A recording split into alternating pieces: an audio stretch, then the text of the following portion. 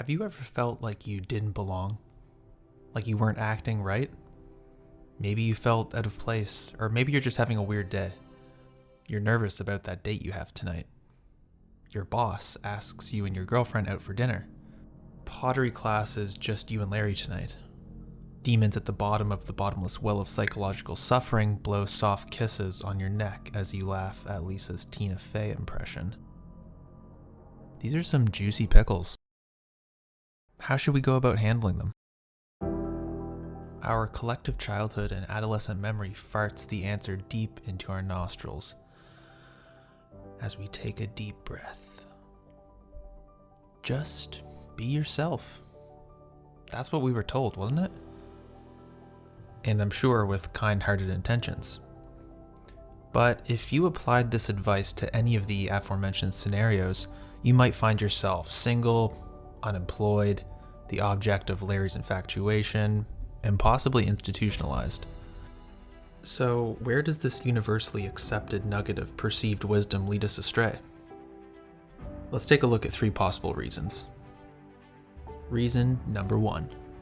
Social, societal, cultural, professional, and interpersonal pressures are constantly forcing us through the meat grinder of public acceptability and decency.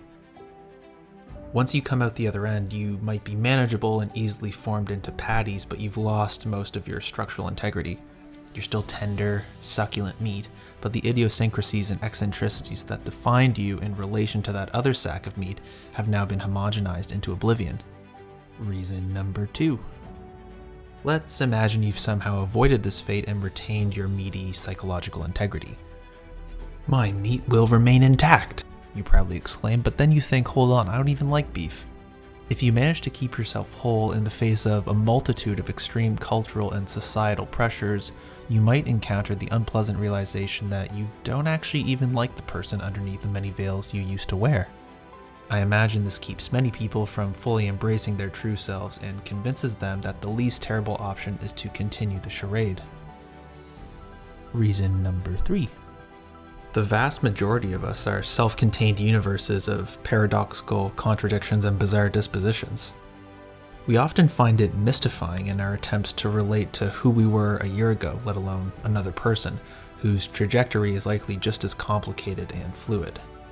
This is why it's so hard to actually be yourself.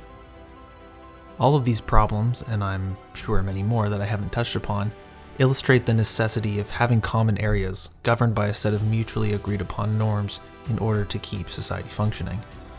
I suppose that has its upsides, but I feel like it also erodes our sense of who we are as isolated, closed systems, given how much of our time we don't spend in the presence of the purest form of ourself.